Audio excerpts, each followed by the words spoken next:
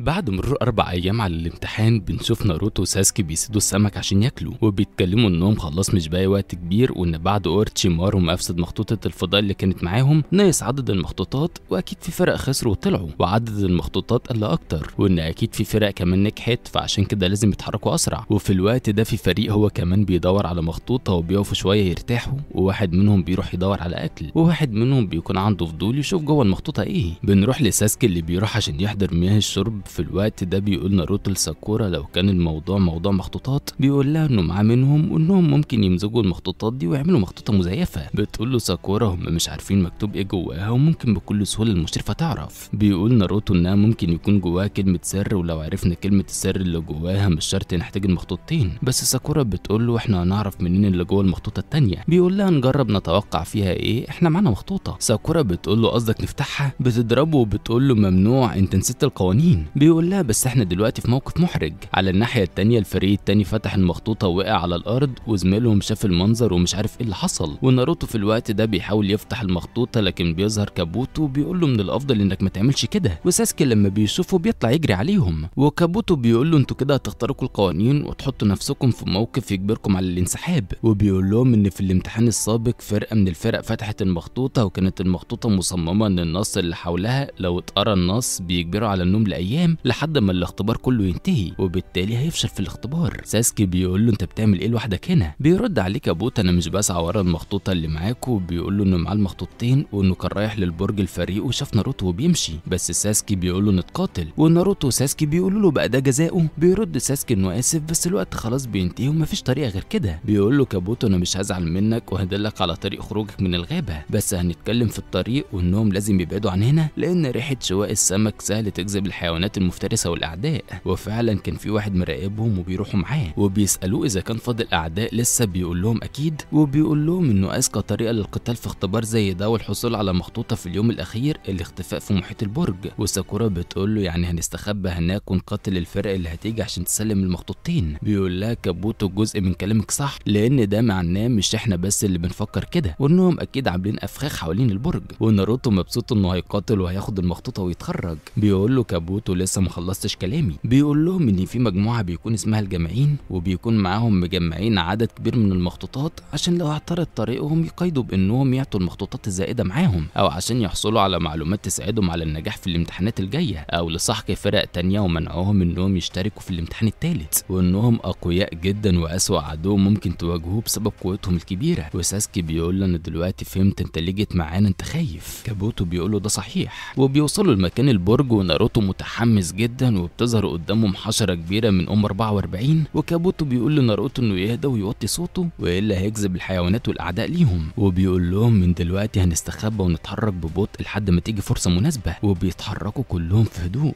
بس وهم ماشيين بيدوس ناروتو على الارض وبيكون فخ وبتطلق اسلحه، وكابوتو بياخدها مكانه بس بيظهر بعدها وبيكون استخدم تقنيه الاستبدال وما اتصابش. وبيقولوا ان الاوضاع هتسوء بدايه من دلوقتي. كابوتو بيلاحظ انهم بيروحوا ويرجعوا في نفس المكان وان ده فخ معمول ليهم عشان يضيعوا طاقتهم ويهجموا عليهم واكيد مراقبينهم. وفجاه بيحاوطهم مجموعه من المطاردين. بيهجم ناروتو وبيضرب واحد منهم بس ايده بتعدي فيه وبيكتشفوا انهم نسخ. مش بس كده، ده اللي هجم عليه ناروتو الجزء اللي اتقطع منه طلع منه نسخه تانيه مسلحه وكمان بتطلق على ناروتو. بس ساسكي بيفعل الشارينجان وبينقذ ناروتو والهجوم بيتحول عليه وبيكون هو الهدف، لكن بيكون مش قادر يتحرك وبيجري عليه كابوتو وبيحميه واللي بيتصفي دراعه. وساسكي مش فاهم ايه اللي حصل وختم الموروثات بيظهر. وكابوتو بيقول لهم ان اكيد النسخ دي في ناس متحكمه فيهم وانهم قريبين من هنا، وسبب انهم بيستخدموا الطريقه دي انهم مش ماهرين في القتال المباشر. وبيبداوا المطاردين بيطلقوا عليهم كوناي من كل مكان وهم مش عارفين مكانهم. وناروتو بيكون عاوز يستخدم تقنيه تعدد الظل، وكابوتو عشان ما يستهلكش كتير من الشاكرا بتاعه بيحاول يوقفه. بس ناروتو بيقول له انهم لو اتخلصوا من كل النسخ مره واحده وقتها العدو مش هيعرف يهاجم الا في شكله الطبيعي، ووقتها هنعرف مكانهم. وفعلا بيستخدم التقنيه والنسخ بتظهر وبيهجم على كل النسخ والنسخ بترجع تتجدد من تاني. وساسكي بيقول لازم نقاتل احنا كمان، وكابوتو بيقول لازم كلنا مش هيقدر عليهم لوحده، وبيبداوا يهجموا. النهار بيطلع ولسه الهجوم شغال، وبيقرر المطاردين انهم يهجموا لانهم شايفين ان ده مناسب عشان تعبوا وهيكون اسهل ليهم انهم يفوزوا عليهم. بيظهروا خلاص عشان يهجموا عليهم بس بيتفاجئوا انهم قدامهم وراهم، وبتطلع المفاجاه ان اللي كانوا بيتقاتلوا نسخ عملها ناروتو وساسكي وساكورا وكابوتو. لكن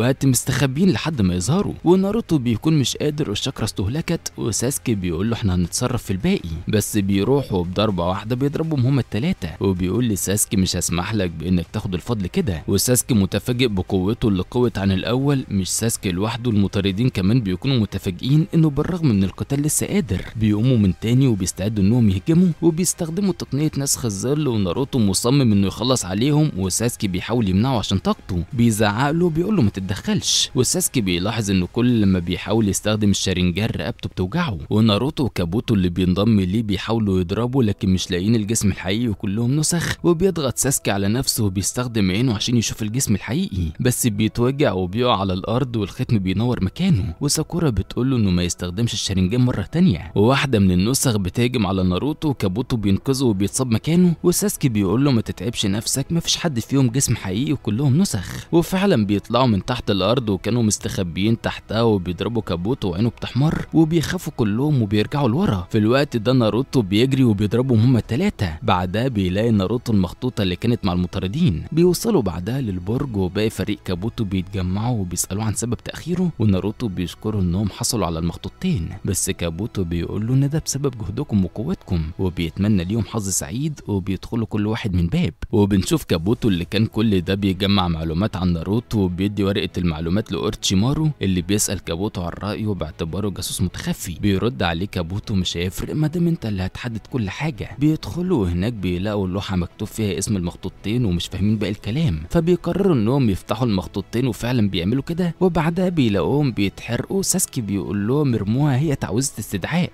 وفعلا بعد ما بيرموها بيظهر شخص واللي بيكون المعلم اروكا، وبيكونوا مستغربين وبيبارك لهم على نجاحهم في الاختبار التاني. وناروتو بيساله ليه سبب حضورك بتعويذه استدعاء، بيقول له ان مهمه التشونين ان يرحبوا بيكم بعد ما تتجاوزوا الاختبار، وان عنده مهمه وهي ان يديهم رساله. للاسف كنت حابب ادعوكم على طبق راميون. واول ما بيسمع ناروتو بيجري عليه وبيقول له يلا، بس اروكا بيقول له سيبني اخلص كلامي، بس الوقت مش مناسب. ساسكي بيقول له لو كنا فتحنا المخطوطه واحنا في الاختبار كان ايه حصل؟ كانوا هيطلعوا من الاختبار وهيرصبهم. وساكورا بتسال اروكا عن معنى الكتابه في اللوحه المتعلقه، وناروتو بيقول لها مش مهم، المهم اننا نجحنا. اروكا بيقول لهم انه مهمته التانيه انه يشرح معناها، وبيقول لهم ان دي كتابه الهوكاجي الرئيسيه اللي لازم تحطوها في عقولكم كتشونين، وبيقول لهم كلمه الجنه تعني عقل الشخص والارض تعني الجسد، لو ما امتلكتش الجنه اكتسب المعرفه واستعد. كمثال لو كان عقل ناروتو تقيل لازم انه يدرس ويستعد للمهمات، ولو ما امتلكتش الارض اركض خلالها وابحث عن القوه. كمثال لو كانت ساكورا ضعيفه البنيه لازم انها تمرن نفسها كل يوم، ولو امتلكت الاتنين اي مهمه هتقابلك صعبه هتكون سهله وهتعرف تحلها. وانتوا نجحتوا في الاختبار وحصلتوا على مرتبه التشونين اللي معاه رتبه القائد اللي مهمته قياده الفرق، عشان كده ما تنسوش ابدا الواجب اللي عليكم، ودي كانت رسالتي اللي اتامرت ابلغها. وبيقول لهم خدوا بالكم من الاختبار الثالث خصوصا انت يا ناروتو، اللي بيقول له ما يقلقش، والدليل رباطه الجبين اللي اعطتني اياها وانا ما بقتش طفل وما تقلقش. وبيقول اروكا انه كان عنده حق لما وثق فيهم. بنروح نشوف الهوكاجي ويوكا اللي بتتألم من الختم، والهوكاجي بيكون فاهم انه ظهر دلوقتي عشان ساسكي وانه بيسعى وراه. وبعدها بتيجي اخبار نتيجه الاختبار بنجاح 21 شخص. بيقولوا الهوكاجي ليوكو انهم هيكملوا الاختبار، وفي الوقت ده هيشوفوا حل في اورتشيمارو. بيجتمع الهوكاجي بالناجحين وبيبارك لهم، وغاي بيقول لكاكاشي جايز فريقك نجح، لكن مادام فريق موجود فريقك مش هيقدر يستمر، وان الاختبار اللي جاي هيعتمد على مهاراتهم الخاصه.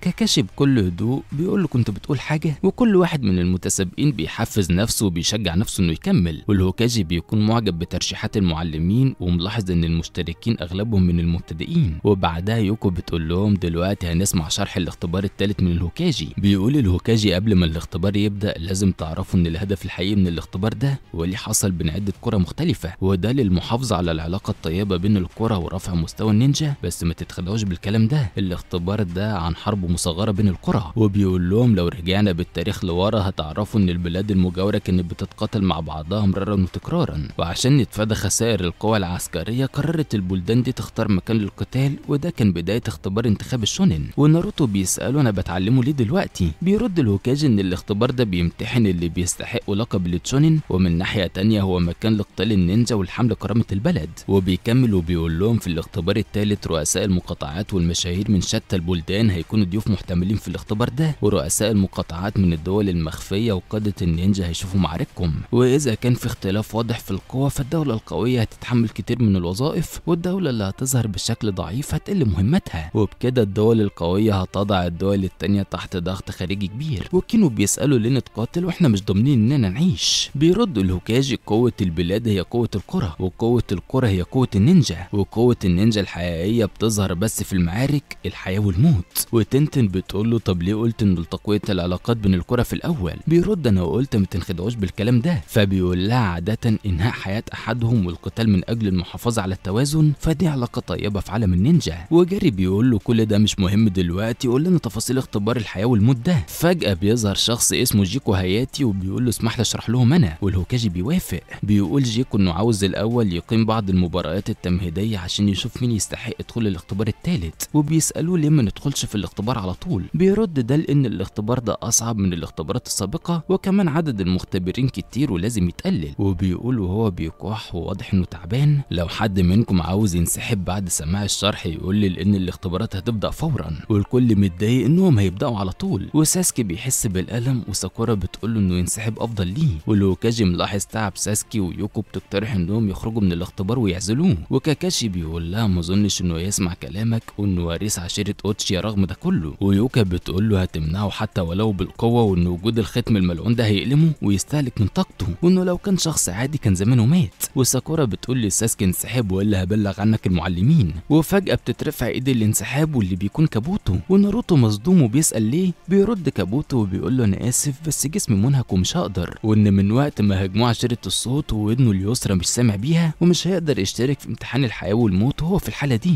والهوكاجي بيقول له انه شافه قبل كده وانه برضه قبل الاختبار الثالث انسحب. ويوكو بتشوف بياناته بتقول انه رسب 6 مرات قبل كده، وانه اتخرج من الاكاديمية في محاولته الثالثة، وقام بمهمتين من المستوى سي و14 من المستوى دي، وما عندوش اي انجازات مهمة بس قبل ما يدخل الاكاديمية. وبتقول للهوكاجي فاكر قصة الولد اللي رجع من معركة ترخيص كايكيو؟ وبيقول لها وقت لما جونين من فرقة الاسعاف تولى رعاية احد اطفال العدو اللي اتساب في ساحة المعركة، بقى هو ده الطفل ده. بنشوف واحد من فريق كابوتو اللي بيقول له ما تتصرفش من نفسك، نسيت اوامر اوروتشيمارو؟ بيقول له تعاملوا انت مش هتواجه مشاكل مع قدراتك الخاصة يا يوري، دي فرصتك عشان تثبت نفسك، كنت دايما غضبان ان دايما سابقك وبيمشي وبيودعهم. وبيقول في نفسه انه كان نفسه يقاتل بس خايف الدم اللي في عروقه يصحى. وبيقول انا جاسوس حتى ولو مش باين عليا، لكن مش هوريكم واجي الحقيقي هنا، نأجلها المرة تانية. وبنشوف انه اوروتشيمارو موجود بس متنكر في معلم من المعلمين، وبيسأل جيكو لو حد هينسحب تاني، وساكورا بترفع ايدها عشان تبلغ عن ساسكي بس بيمنعها، ده شيء ما يخصكش. وبيقول لها انا بعمل كل ده عشان انتقم، مش فارق معايا اكون تشونين، وكل اللي عاوز اعرفه اجابة سؤال واحد بس، هل انا قوي وقاتل اشخاص اقوياء؟ والاشخاص دول موجودين هنا. وبيكون قصده على جاري وكنجي وروكلي وعشيرة الصوت. وبيقول لها مش هسمح لك تقفي في طريقي. وناروتو بيقول له ان ساكورا بتعمل كده عشانه، وساسكي بيقول لناروتو انا عاوز اقاتلك انت كمان. والهوكاجي بيقول ليوكا انهم يسيبوا ساسكي يدخل الاختبار بس يكون تحت المراقبة، ولو حصل اي حاجة خارجة عن السيطرة وقفوه. وبيقول لهم جيكو ان المعركة التمهيدية هتكون فردية وهتكون زي المعركة الحقيقية، وبتكون عبارة عن 10 مباريات، والفائزين هم اللي هيدخلوا الاختبار الثالث، ومفيش اي قواعد، وهتتقاتلوا لحد ما يموت خصمكم سواء كان بالضرب او انه يستسلم. وبيشاوروا على لوحة وبيقول لهم انه هيتعرض عليها اسماء المتبارين بكل مباراة، واول مباراة هتكون بين ساسكي ويوري، والكل بيراقب ساسكي وبيطلب جيكو منهم انهم يتقدموا، وبيسألهم في اعتراض بيردوا بلا،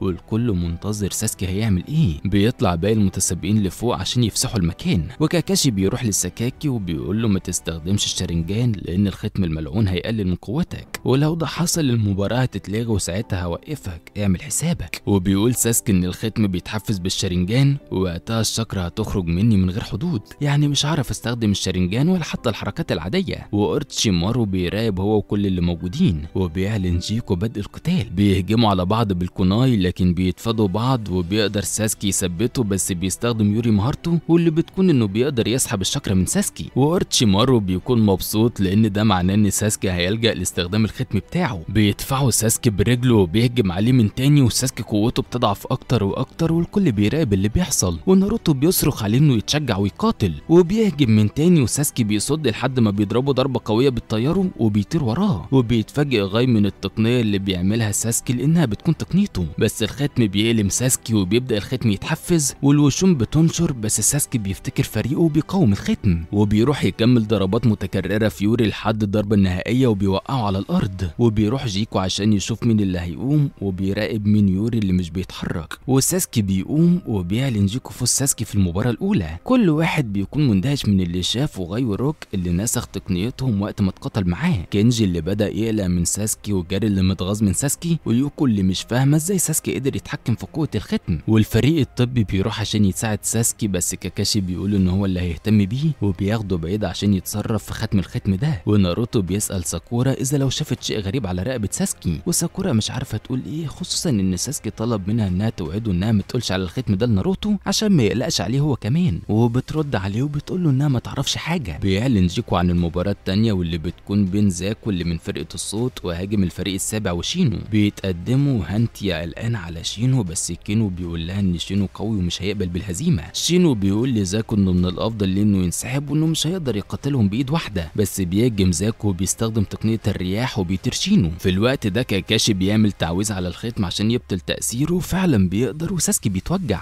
وكاكاشي بيقول لو الختم ده اتنشط في المستقبل فالمفروض ان التعويذة دي تبطله، وتعويذة الختم دي بتعتمد على ارادتك، ولو ما وثقتش في قوتك وارادتك بقت غير مستقرة اللعنة هتنشط من جديد، وبيغمى عليه من التعب. بيسمع كاكاشي صوت بيقول له بقيت بتقدر تستخدم ختم جيستو كبرت يا كاكاشي، وبيقول له بقالي كتير ما شفتكش يا كاكاشي. كاكاشي بيسأل اوروتشيمارو ليه عاوز ساسكي، بيقول له عشان الشرنجان وان نفسه يحصل عليها، وان كاكاشي ما يستاهلش انها تكون عنده وان هو كمان عاوزها. بنرجع لشينو اللي بيفوق وبتطلع من جسمه مجموعة كبيرة من الحشرات وبيطلقها ناحية زاكو، والشينو بيقول له ان النوع ده من الحشرات بيلتهم الشاكرا، وان لو العدد ده هاجمه هيقضي عليه نهائيا، لو مش عاوز ده يحصل استسلم وهيكون ده القرار الافضل، ولو استخدمت التقنية بتاعتك تاني الحشرات هتهاجمك. بيفتكر زاكو وهو صغير لما سرق اكله وراحوا وراه وضربوه، وبعدها ظهر له اوروتشيمارو اللي احتضنه وخلاه يكون قوي. بيتشجع زاكو وبيرفض طلب شينو بالاستسلام، وبيحاول وهو بيتألم وبيرفع ايده ناحية شينو والايد المكسورة ناحية الحشرات عشان يستخدمها لو اتهاجم من اي ناحية. وكاكاشي على الناحية التانية بيسأل اوروتشيمارو ايه هدفه من كل ده، اللي بيقول له انه نفسه يكون قرية صوت جديدة، وعشان يعمل كده محتاج قطع يستعملها كايدي وارجل. وكاكاشي بيقول له ساسكي واحد من القطع دي، بيرد عليه اورتشي ان ساسكي اهم قطعة. زاكو بيتوجع من ايده ده بسبب ان الحشرات طلعت عليها، وشينو امرهم انهم يقفلوا فتحات الهواء باجسامهم عشان يمنعوا من استخدامها، وبيحاول يهجم بس شينو بيضربه ويوقعه. واورتشيمارو بيقرب عشان ياخد ساسكي، بس كاكاشي بيفعل قوة البرق وبيقف قدامه، واورتشي بيضحك وبيقول له ان الختم اللي عمله مش هيمنع ختمه، وان قلبه هيتقبل اكتر انواع الشر قوة لان دي طبيعته المنتقمة. وبيقول له هو بيمشي ان ساسكي هو اللي هيدور عليه عشان يحصل على ده، وبيختفي. زاكو على الارض ومش قادر يتحرك وايده منفجرة بسبب ان الحشرات سدت مجرى الهواء، ولما استخدم الشاكرا بتاعه ما كانش في مخرج فحصل انفجار في ايده.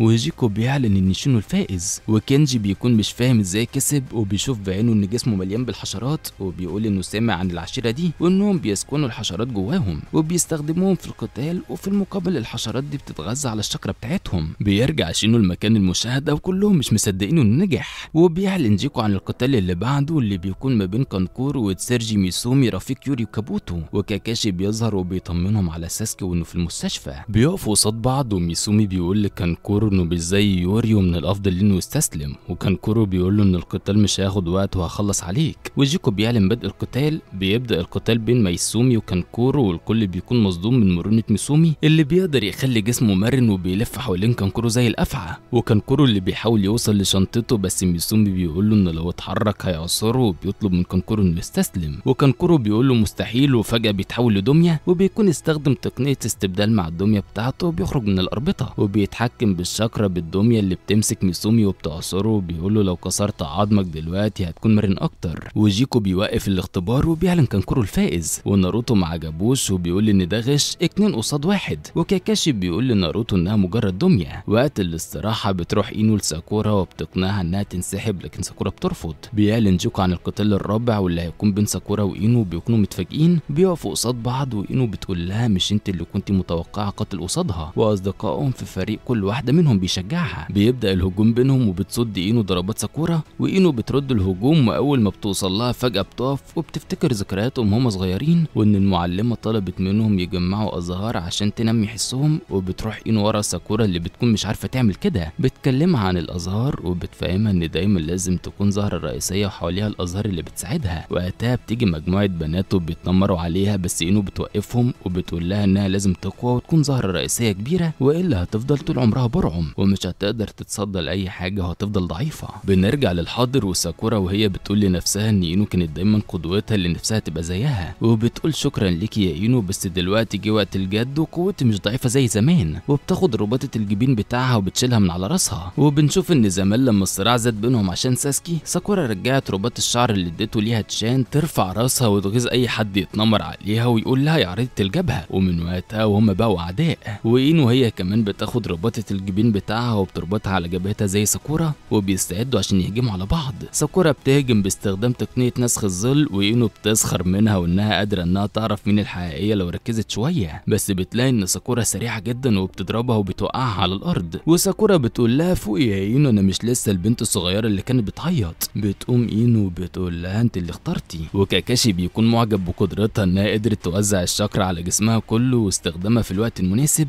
وناروتو بيتضايق لما كاكاشي بيقول له انها افضل منه فيها حتى اشطر من ساسكي. بيشتبكوا من تاني وروكلي بيشجع ساكورا واينو مش مصدقه ازاي ساكورا بقت بالقوه دي. والقتال مستمر ومفيش حد بيخسر والكل بيمل وبيزهق، حتى جيكو اللي زهق من طول القتال اللي استمر 10 دقايق. واينو مش راضيه تستسلم وساكورا مصممه هي كمان، وبتقول لها واحده زيك بتهتم بمظهرها بس تقدر تكون ند ليا. بتاخد اينو كوناي وبترفع ايدها وبتقطع شعرها والكل مصدوم من اللي عملته. واينو بترمي شعرها ناحيه ساكورا وبتقول لها دلوقتي هنهي القتال بان خليكي تستسلمي، وبتستخدم تقنيتها الماهره فيها وهي تقنيه التحكم في العقل. بتقول لها ساكورا بيها هتقدري تتحكمي في عقل اللي قدامك، بس كمان الحركه دي ليها نقطه ضعف زي ان طاقه العقل اللي بيطلقها المستخدم ممكن انها تنطلق بشكل مستقيم بس وببطء، وكمان لو فشل المستخدم في تصويبها على الخصم مش هيعرف يستخدمها غير بعد مرور عده دقايق، وفي خلال الوقت ده هيكون جسمك زي الدميه ومش هيتحرك ابدا. واسوما مش موافق على استخدام اينو ليها لانها مش مناسبه للقتال وانها معموله للتجسس واستخدامها يعتبر انتحار. وساكورا بتستفزها والكل مستني وعينه على اينو. بتجري ساكورا واينو بتواجه قوتها، وفجاه ساكورا بتقف واينو بتقع والكل بيسال يا ترى مين في جسم مين. وساكورا بتقول قلتلك يا اينو وبتتحرك ناحيتها، بس بتتفاجئ باينو اللي عملت فخ منعت ساكورا من انها تتحرك، واستخدمت خصلات شعرها اللي نقلت الشاكرا بتاعتها لمكان ساكورا وانها كانت بتخدعها عشان توقعها في الفخ ده. واينو بتقول لها لو دخلت لجسمك هخليكي تستسلمي. وبتبدا اينو ساكورا بتحاول انها تتحرك بس مش عارفه، وبتدخل عقل ساكورا وبترفع ايدها على انها ساكورا عشان تستسلم. وناروتو بيصرخ انها ما تعملش كده وانها تسمح ليها انها تعمل فيها كده بعد اللي وصلت ليه. وفجاه بتحس بقشعريره وبتمسك دماغها وبتحاول تحارب اينو جوه دماغها. بتستخدم تقنيه تحرير وبتقع ساكورا واينو بترجع من تاني، وبكده تكون اينو استخدمت شاكرا كتيره. وكاكاشي اللي بيحلل اللي حصل وبيقول ان اينو جايز ما كانش عندها القوه الكافيه لكن كانت قادره انها تنهي القتال، بس بسبب انفعال ناروتو كانت صحوه لساكورا وقدرت انها تطرد اينو من جواها. وبيقوموا هما الاتنين وبيهجموا على بعض الهجمه الاخيره اللي بتنتهي بسقوطهم هما الاتنين. وجيكو بينهي القتال ان مفيش فايزه في المباراه دي، وكاكاشي واسوما بياخدوهم لفوق.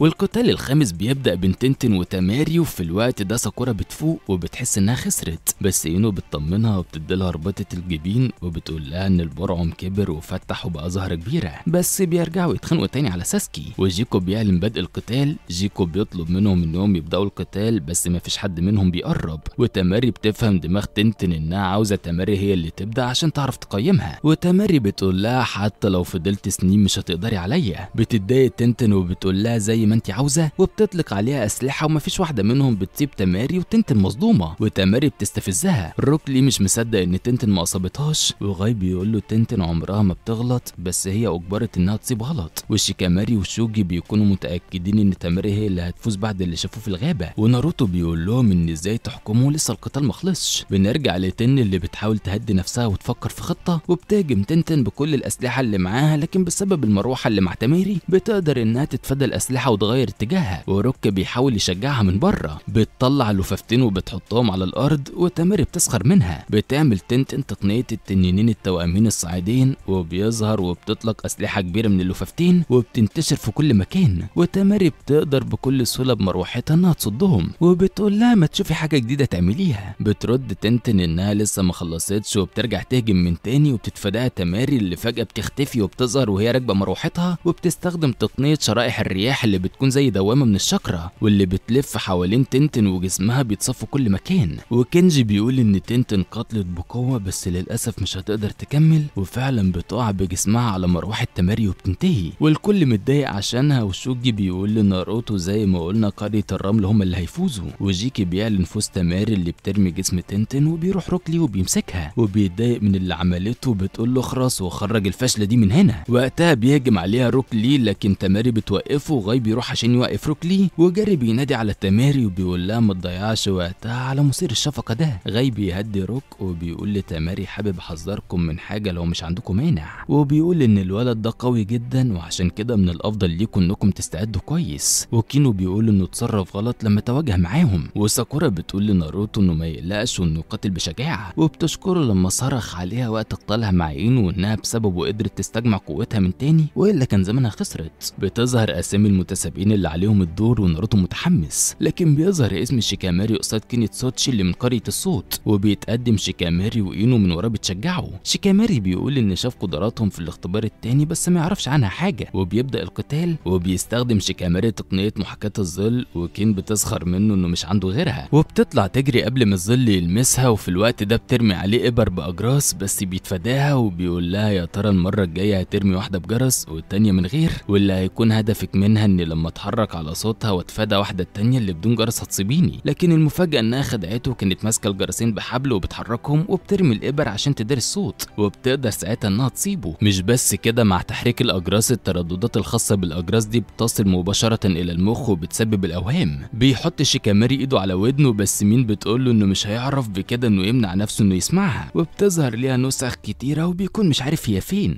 وبالتالي مش هيعرف يستخدم محاكاه الظل عليها، وبتطلق عليه ابر وعددهم بيزيد اكتر واكتر، وبتقوله انها هتفضل تحدفه بيها لحد ما يبقى شبه الانفد. وفجاه وهي خلاص مستعده انها تطلق عليه بتحس باهتزاز والنسخ بتختفي، وبيقوم شيكاماري وبيقول لها اخيرا التقنيه نجحت. بتقول له ازاي وانا مش شايفه ظلك في اي مكان؟ بيقول له معقول ما خدتيش بالك لحد دلوقتي؟ وبيقول لها انه استخدم الظل على حبال الاجراس اللي ماسكاها، وانه ظله ممكن يكبر او يصغر زي ما هو عاوز، وبياخد كوناي وهي كمان بتعمل زيه بسبب تاثير ظله عليها، وبتقول له انت مجنون، لو هاجمتني هتتاذي انت كمان. بيقول لها عارف، وبيقول لها هتفضل ترمي الشيروكين لحد ما نشوف مين هيستحمل اكتر، وبيطلق عليها وهي كمان وبيتفاداها في اخر لحظه، ولما هي بتعمل كده وقتها بتتخبط في الحيط وبتقع على الارض، وكل ده كان بيحاول انه يلهيها عشان ما تعرفش بخطته. وبيعلن جيكو في وش كاماري، والاسماء خلاص هتظهر للقتال اللي بعده، والعدد بدا يقل وكل واحد بيفكر يا ترى هيقاتل مين، وبتظهر الاسماء وبيكون القتال بين ناروتو وكينو، كل واحد فيهم مبسوط انه يعرف يكسب التاني، وروكلي متضايق انه لسه دوره ما جاش، وساكورا بتشجع ناروتو، وكاكاشي متحمس يشوف القتال. بيتقدم ناروتو وكينو كل واحد بيتخانق على مين هيفوز، وناروتو بيقول له انه ما يستخدمش الكلب معاه، وبيسال جيكو اللي بيقول له انه ممكن يقاتل معاه لان الحيوانات والحشرات ممكن تعتبر اسلحه وان مفيش مشكله، والكل متحمس حتى كاكاشي وكروناي، وهانتيا مش عارفه تشجع ناروتو اللي معجبه بيه ولا كينو اللي من فريقها، وكينو متاكد انه هيفوز خصوصا لما بيفتكر وقت ما كانوا في الاكاديميه وقعد 3 سنين انه يحاول يتقن تقنيه التحول، والكل كان بيسخر منه. وبيبدا القتال وكل واحد بيتوعد للتاني، وبيعمل تقنيه وبيخرج قوه كبيره وبيهجم بيها على ناروتو اللي بيطير لبعيد، وكينو بيقول لجيكو انه كده القتال خلص وانه مش هيقدر يقوم مره تانيه. الكل بيكون متاكد ان ناروتو اللي هيخسر، بس ساكورا بتبص لكاكاشي اللي بيبتسم وبتفتكر ان بعد كل اللي حصل لهم فناروتو مش هيستسلم ويستغنى عن حلمه وانه هيقوم، وفعلا بيقوم وبيقول له ما تستهينش بيا، وبيقول لكينو انا اتساهلت معاك بس عشان اشوف قوتك، وبيستفزه وبيقول له ايه رايك ترتاح انت وتسيب كلبك يقاتل مكانك. وبيهاجم كينو كلبه ومعاه قنابل دخان في ايده وبيطلقها على ناروتو، والدخان بيحوطه وكينو بيضربه وناروتو مش عارف يحدد مكانه، ولما بيهرب من الدخان بيهجم عليه الكلب اللي بيرجعه في تاني، وبيختفي الدخان وناروتو واقع على الارض، وبيجري الكلب على كينو بس بيعضه من دراعه، وكينو مش فاهم ماله والكل مستغرب، وبيطلع ان اللي بيعضه هو ناروتو مش الكلب اللي استخدم تقنيه التحول ونسخ الظل، والكل متفاجئ من ناروتو اللي قدر يستخدم تقنيتين في نفس الوقت، وكينو بيقول له دي مش النهايه، وكينو بيرمي اكل للكلب اللي بيتحول فجاه ولون فروه بيحمر، وبيطلع على ظهر كينو وبيتحول لنسخه ليه، وناروتو بيعترض انه خالف التعليمات لما ادى للكلب ادويه، وبيسال جيكو اللي بيقول له انه مسموح يستخدم ادويه مغذيه وانها بتعتبر كادوات، وناروتو متضايق، وشوجي بيشرح للباقيين انه دواء خاص بيسمح لمستخدميه بالقتال 3 ايام وليالي متواصلين، وده لانه بيحتوي على مواد منشطه، وبكده الشاكرا بتاعه هو والكلب اتضاعفت، وكينو بيهاجم هو ونسخته وبيتفادى ناروتو الهجمه، وبيهاجم كينو من تاني وبيجري على الحيطان، بس ناروتو بيتفاداه والكل قلقان على الوضع اللي فيه ناروتو، وناروتو مش عارف يعمل ايه، وبيهاجم كينو وبيتحول لكرة متدحرجة وبيصدم بيها ناروتو اللي بيقع على الارض وبينزف، وناروتو بيقول انه مش هيستسلم وانه حلمه انه يكون هوكاجي، وكينو بيضحك عليه وبيفتكر ناروتو ضحكات زميله وهو صغير ونظرات الناس ليه ومحاولاته المستمرة انه يغير فكر الناس عنه. بيقوم ناروتو والكل مركز تركيزه عليه وبيقول لكينو لو كنت هتنافسني على لقب الهوكاجي فانت اكيد اللي هتكون خسران. بيهاجم كينو من تاني بس بيحاول جسمه الكرات وبيطير ناروتو وبيتصدم كينو نفسه، وبيهاجم تاني وبيستخدم القنابل وبيعمل حاجز بجسمه عشان ناروتو ما يعرفش يخرج، وناروتو بيحاول وبيتحرر. بيهاجم كينو بنفس الطريقة من تاني وبيفكر ناروتو انه لو ما اصابش كينو هجومه هيكون من غير فايدة، وساكورا وهانتي قلقانين عليه. بيلاقي ناروتو ان مفيش غير طريقة واحدة وهي انه يتحول لنسخة من كينو، وبالتالي مش هيقدر يفرق بين نسخته ونسخة ناروتو، والكل بيكون مبسوط من خدعته. وبيروح كينو وبيضرب نسخة وبيقول انا عندي قدرة ان اقدر افرق ريحة البشر من الحيوانات، وبيروح وبيضرب النسخة اللي بيتفاجئ بيها انها كلبه، وبيروح وبيضرب النسخة التانية اللي بتتحول لكلبه برضه، والكل مذهول من اللي شايفينه. وبيظهر ناروتو من وراه وبيضربه وبيوقعه على الارض جنب كلبه اللي مش بيتحرك، وناروتو بيقول لكينو فكر كويس قبل ما تستخدم تقنيات الجيتشو والا هتتحول ضدك يا غبي. بيغضب كينو وبيعض ايده وبينزف وبيطلع مجموعة شاركن، وبيقول لنفسه انه يهدى عشان يعرف يسيبه كويس وما ينفعلش. وناروتو بيقول له انت كده هتخلينا استخدم تقنيتي الخاصة، وكينو بيقول له مش هنخدع بكلامك، وناروتو بيقول له حاول وهتشوف. وبيهاجم كينو بشاركن وبيتفادى ناروتو وبيفعل كينو الجري الرباعي، وبيهاجم على ناروتو وبيضربه وبيوقعه على الارض، والكل فكر ان دي نهايته. بس بيقوم ناروتو بيقول انه ما كانش عنده الوقت الكفايه انه يطلق الشاكرا بتاعه، وكينو بيهاجم بسرعه ومفيش فرصه لناروتو انه يستخدم تقنيات حتى،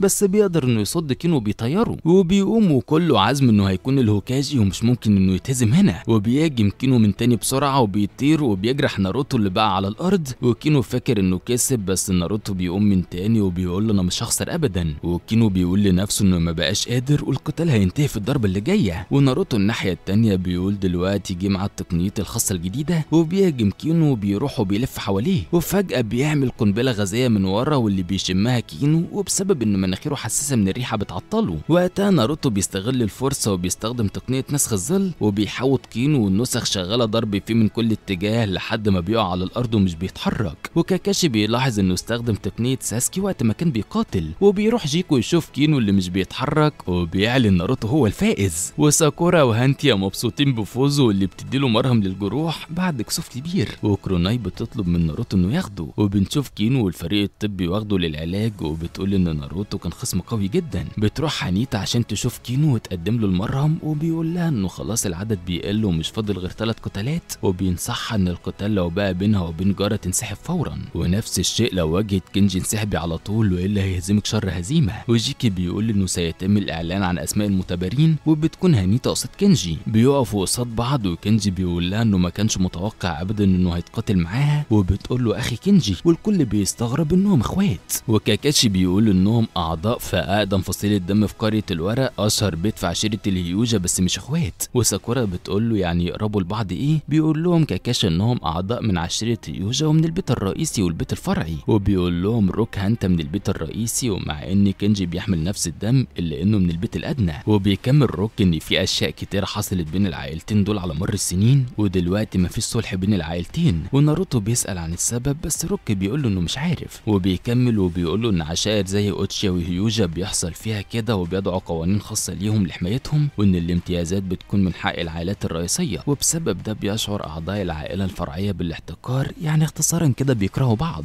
وقبل ما القتال يبدا كينجي بيقول لهانتيا انها تنسحب، وانها مش نينجا شاطره، وانها ضعيفه بتفضل الانسجام وتجنب المشاكل، وبتوافقي غيرك دايما ومش بتتناقشي ومش عندك ثقه في نفسك، وانا دايما حاسس باحساسها تجاه الطبقه الادنى، عشان كده الافضل ليك انك تفضلي من الجنن، وانك دخلت الامتحان ده من اوله بدون رغبه منك، بس عشان تم اجبارك وما حبيتيش ترفضي، دي الحقيقه ولا انا غلطان؟ بترد هانتيا انه غلطان، وبتقول له انها عاوزه تغير نفسها وانها تعمل ده لوحدها. وكروناي بتفتكر وقت ما اخدتها من عشيرته بناء على طلب والدها انها تعلمها ازاي تقاتل، لان عشيره الهيوجا مش هتسمح للوريثه الوحيده انها تكون فاشله، وانه مش هيسمح للي اصغر منها انه يقوى عليها. وكينجي بيقول لها انت الفتاه المدلله في البيت الرئيسي، والفاشل هيفضل فاشل، ولا الشخصيه ولا القوه هتغير من ده ابدا. وناروتو بيكون متضايق من كينجي ومن كلامه، وبيكمل كينجي وبيقول لها اننا اتولدنا باختلافات، وعشان كده في نخبه وفي فاشلين، وحقيقه انك من العائله الرئيسيه وانا من العائله العائلة الفرعية مش ممكن تتغير، وبيقول لها انه شايف بعينه البياكوجان اللي حواليها وهو انك عاوزة تهربي من هنا. وساكورا بتسأل عن البياكوجان وبيقول لها كاكاجي ان اللي من عشيرة هيوجاو بيمتلكوا عين البياكوجان واللي بتكون قدرتها نفس الشرنجان واقوى كمان. وبيبدأ كنجي انه يستعد وهانيتا بتترعش وخايفة، وبيستخدم كنجي عينه وبيحاول انه يحلل حركات جسمها واللي بتتشنج منها انها خايفة، وبتحاول تمنع انه يشوف شعورها الحقيقي. ومع تحليله ليها بتبدأ ثقتها في نفسها تتهز اكتر وبتخاف، وبيقول لها مش ملاحظة انك لحد دلوقتي ما اتغيرتيش. وهانيتا بتنهار وبيقول لها انت مش هتقدري. وناروتو متعصب من كلام كنجي وبيصرخ عليه وبيقول له هي هتقدر، وبيقول له توقف عن تقرير مصير الناس يا احمق. وبيصرخ على هانيتا وبيقول لها اقضي عليه وكوني قوية عشان نفسك.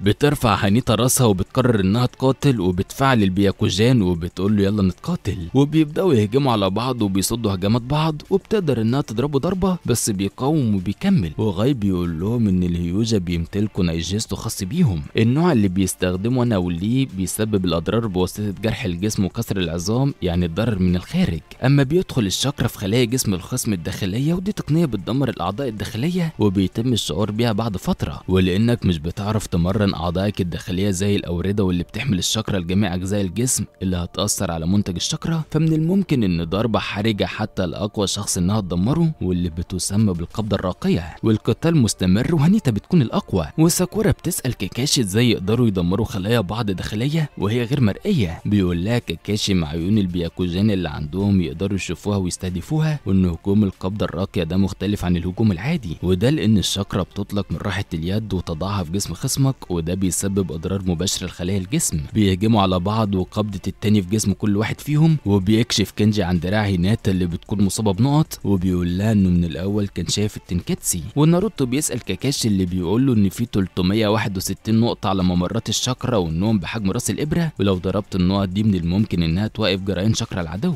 او تزيد تدفقها وتقدر تسيطر عليه زي ما انت عاوز. وكاكاشي بيكون متفاجئ انه اكتشف موقعهم بالتحديد اثناء المعركه، وبيضرب كنجي هيناتا وبتقع على الارض، وبيقول لها انه حذرها من البدايه لكن هي اللي رفضت تسمع. وبيسالها المره الاخيره وبيقول لها ده التحذير الاخير، استسلمي. بتقول له وهي بتنزف دم انا مش هنسحب. وبتقوم وبتبص لناروتو اللي بيقول انا ما كنتش اعرف انها عنيده كده. جسمها بيضعف وبتكح دم من بقها، وهجمات كنجي ليها وقفت تدفق الطاقه المتوازن جواها. وكاكاشي بيقول بالشكل ده المعركه مش هيكون ند مناسب للشخص ده. وغاي اللي بيكون متاكد من فوز تلميذه جاري عينه مراقبه كل حركه بيعملها كنجي، وناروتو بيصرخ وبيشجعها. وكنجي متفاجئ ان قوتها بدات ترجع ليها تاني، وبتهجم على كنجي وبتقول لنفسها انها فضلت طول عمرها بتراقب ناروتو ومواجهاته، وانها لما بتشوف اللي بيعمله بتحس بشجاعه بتكبر جواها وبتحسسها انها تقدر وانها تستحق شيء. وبتتعرض لضربه كبيره من كنجي وبتعاني. وكروناي بتقول اللي بينهار دايما بيستسلم، بس انت بداتي محاوله تغيير نفسك وانك كنت بتتدربي، بس مع ده كنت دايما بتفشلي في المهمات وكنت ضعيفه، بس النهارده انت مختلفه وانها عمرها ما شافت في عينيها القوه دي. وبتهجم على كنجي اللي بيصد هجومها بضربه وبتقع على الارض وهي بتنزف بعد ضربها الضربه النهائيه في قلبها. وكنجي بيقول لها ان ما كانش في داعي لكل ده من الاول. وجيكو بيعلن فوز كنجي، بس ناروتو بيقول له ان القتال لسه ما خلصش. وساكورا بتقول له انها خلاص فقدت وعيها، بس بيتفاجئوا كلهم لما بيلاقوها قامت من تاني وهي بتحاول بكل قوتها انها تقف على رجلها من تاني. وكنجي بيقول لها ليه قمتي تاني كده؟ بتجهدي نفسك ووقتها هتموتي. وقالت له مش هكون غير كده قدام الشخص اللي بيحترمني واللي اخيرا اخد باله مني. وناروتو اللي بيشجعها من بعيد. وكنجي بيقول لها انت كده بتخدعي نفسك، انت حتى مش قادره تقفي على رجليكي. بيقولوا مش هتقدري تستسلمي، ده قدرك مش مكتوب لوريثه العائله الرئيسيه اللي هتنجو. بترفض وبتقول له يا اخي انت اللي بتعاني اكتر مني، انت اللي بترتبك وبتعاني جوه قدر العائلات الكبيره وفراعها. وكنجي بيجري عليها بغضب، وجيكو بيحاول يوقفه وبيقول له ان المباراه انتهت، وكلهم بيوقفوه جيكو وغاي وكاكاشي وكروناي. وهيناتا بتقع وساكورا وناروتو وبيغمى عليها. وكنجي بيقول لناروتو وقف هتافات ملهاش لازمه، الخاسر هيفضل دايما خاسر وده مش هيتغير. وناروتو بيروح يهجم عليه بس روكلي بيظهر وبيمنعه وبيقول له انا فاهم شعورك بس لازم القتال يكون في مباراه رسميه. وكروناي بيستدعي الفريق الطبي عشان يلحقوا هانيتا بسرعه، وبيوصلوا وبسبب سوء حالتها بينقلوها للطوارئ. وبينزل على مكان دمها وبيقول اوعدك، وبيقوم وبيوجه قبضته لمكان كنجي وبيكمل جملته انه هيكسبه. بتتنضف الارضيه استعدادا للقتال اللي بعده شيكاماري اللي بيقول انه في ورطه لان مش فاضل غير الاقوياء بس الفتى من قريه الصوت الباقي وفتى عشيره الرمل، وشوجي بيقول انه بكده هيستسلم على طول، واسوما في محاوله تحفيز بيشجعه بالاكل وبيقول له ما تقلقش وان لو الامور ساءت هوقف المباراه زي ما حصل لهانيتا. على الناحيه الثانيه جاري اللي اتحمس من مباراه كينجي وهانيتا واضح عليه علامات العنف، وكان كورو بيروح لناروتو اللي بيكون واقف لوحده وبيقول له انه واضح ان كينجي ده ما استخدمش كل طاقته في القتال، يا ترى اي نوع من المقاتلين كينجي ده؟ بينفعل ناروتو بيقول هزمه، وكان كورو بيقول له انت فتى مثير وانا معجب بشجاعتك، بيرد ناروتو انه مش مهتم، وبيعلن جوكو عن المباراه التاليه وغاي بيشجع روك لي واللي هتكون بين جارا اللي بينزل لمكان القتال قبل اعلان اسمه وبين روك لي اللي غاي بيشجعه، وروك لي متحمس وساكورا قلقان على روك.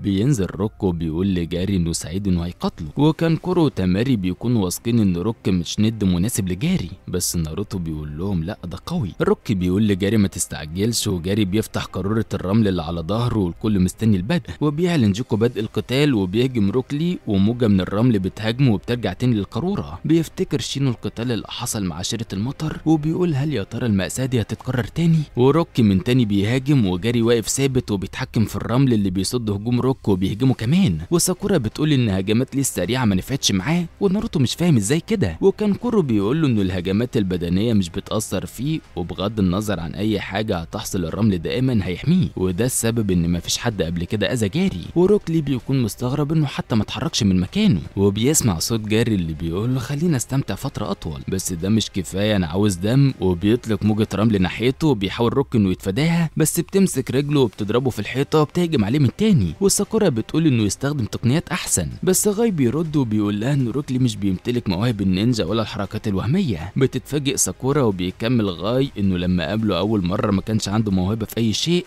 وصحيح من النادر وجود نينجا ما يقدرش يستخدم النينجا او الحركات الوهمية، عشان كده الحاجة الوحيدة اللي بيها قدر ان ينجو كنينجا هي حركات العراك اليدوي، وعشان كده هيقدر انه يفوز. وغاي بيشجع روك وبيقول له اقضي عليه، وروك على الناحية التانية بيقول له حاضر يا معلمي وبيسمح له انه يتخلص منها. بيكشف روك عن رجله والكل بيكون مصدوم لما بيلاقوا اثقال على رجله، بيحررها من رجله الاول ولما بيفكها بيكون مبسوط انه عارف يتحرك بسهولة. تاماري بتقول ان التخلص من شوية اثقال مش هيمكنه من لمس جاري اللي اول ما بتقع على الارض بيحصل اصطدام كبيرة بسبب تقلها، وكلهم مستغربين من اللي حصل، وغاي بيعطي الاشارة لروك انه يهاجم واللي بيتحرك بسرعة وبيتفاجئ منها جاري وبيكون مش مصدق ولا عارف يحدد مكانه الجاي، والكل مصدوم من اللي شايفينه. وغاي بيقول لكينجي جايز يكون مش عارف حركات النينجا او وارث مهارة، ولكن حياته كانت في العمل الشاق اليدوي وده اللي نفعه في الاخر، وانه الوحيد المتخصص في العراك اليدوي اللي مفيش حد يكسب قصاده، وبيقدر انه يضربه جاري على راسه ويجرحه والكل مش مصدق، وغاي بيشجعه اكتر واكتر، وروك بيهجم اكتر واكتر لما بيضرب جاري ضربة يتوقعه، وساكورا مبسوط لروك.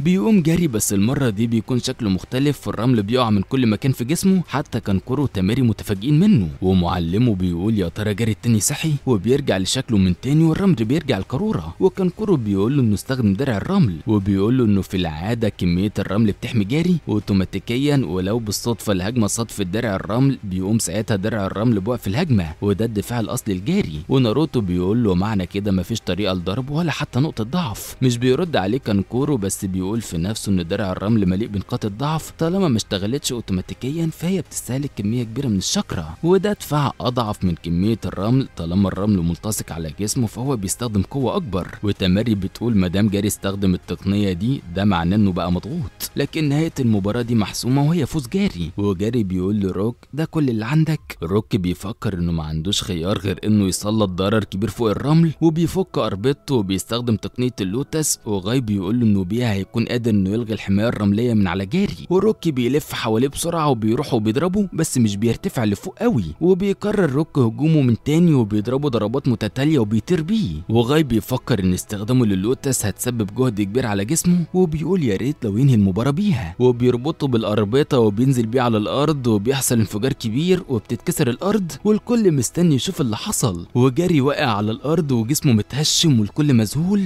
وجيكو بيقرب من جاري اللي جسمه بيتكسر لقطع. ولحد هنا بيخلص الجزء ده من الانمي الجميل بتاعنا النهارده، واستنونا في الجزء الجديد، وشكرا على حسن المتابعة.